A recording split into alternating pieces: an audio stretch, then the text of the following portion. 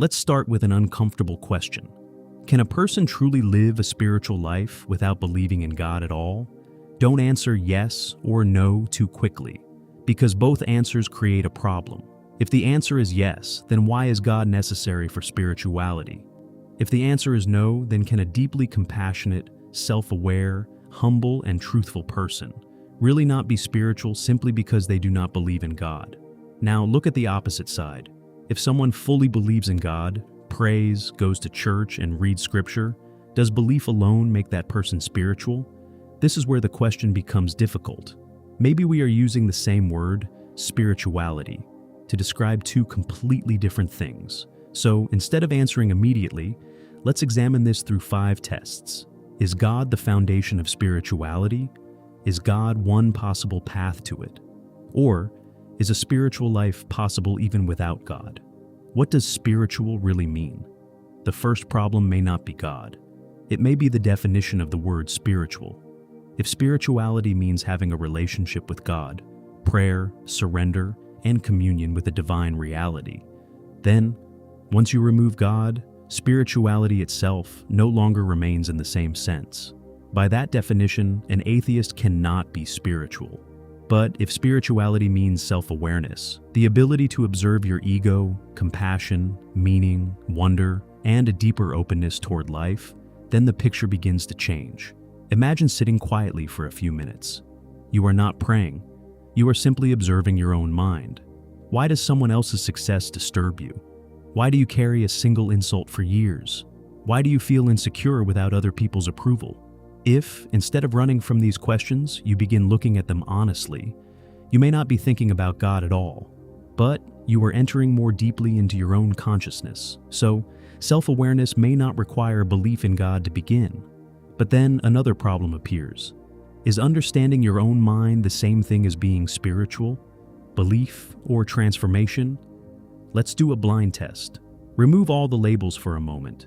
Christian, atheist, believer, non-believer.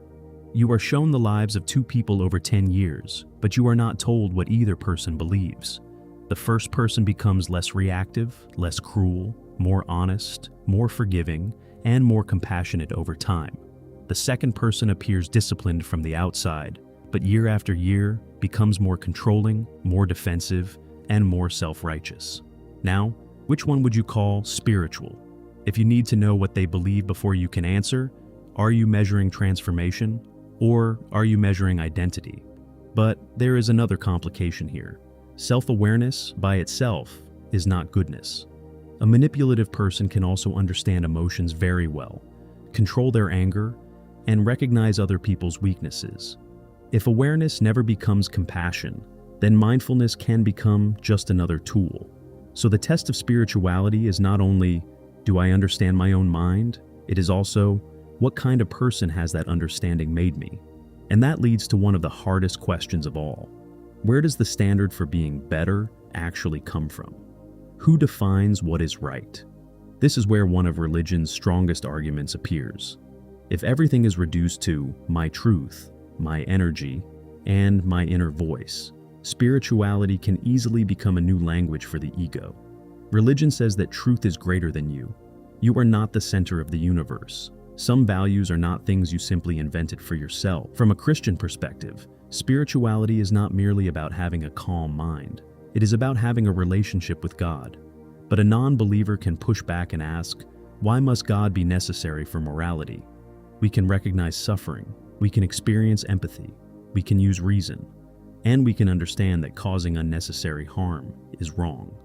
Then the believer can ask another question. Why should human well-being be treated as the highest value? If the universe itself is indifferent, what ultimately makes compassion objectively better? That is one of the difficult questions for secular spirituality. But the religious side is not problem-free either, saying God is the authority and correctly understanding what God actually wants are not the same thing. People can make their own prejudice, anger, and ambition sacred by calling it God's will. The ego does not hide only behind the words, "This is my truth." It can also hide behind, "God told me." So, if one danger of secular spirituality is absolute subjectivity, one danger of religious spirituality may be false certainty. When life falls apart, now take spirituality out of a peaceful mourning and place it inside real life. When everything is going well, it is easy to talk about meditation, gratitude, and being present. But one day, a relationship falls apart. Your body stops cooperating. You lose your job. Or someone you deeply love suddenly disappears from your life. Imagine a doctor telling you that you may have only 6 months left to live. What does your spirituality do now? Does it protect you from reality? Or does it help you face reality? A believer may say, "I do not understand everything, but I am not alone. Death may not be the end." That faith can give someone tremendous strength. A non-believer may say, "I do not know what comes after death, so I will not create false certainty. Life may be limited, so I will love the people who are alive while they are still here." One person places suffering inside a larger divine story. The other accepts suffering without giving it a cosmic explanation. But comfort is not proof of truth, and discomfort is not proof of courage. A person can use God to escape pain, and a person can also use atheism to escape vulnerability. So suffering does not immediately tell us which worldview is correct. What it can reveal is something else. Was your worldview only an idea, or did it actually have enough depth to hold you together when life began to collapse? Who are you without the label? Now, for the final test. Imagine that your obituary is being written, but there is one rule. The writer is not allowed to use the words Christian, atheist, religious, spiritual, church, or meditation. They are only allowed to describe how you lived. How did you treat people when you had power? When you were wrong, did you admit it? Or did you make excuses? How did you treat people who were weaker than you? Who were you when nobody was watching? Once all those labels are removed, does your life still look spiritual? A Christian can reasonably say that living a morally admirable life and having communion with God are not the same thing. Fair enough. That is why a sincere believer can be deeply spiritual, and a sincere non-believer can also develop profound self-awareness, compassion, humility, and truthfulness. But both can also be fake. One person can hide their ego behind religion. Another can hide it behind spirituality. One says, "God told me." The other says, "This is my truth."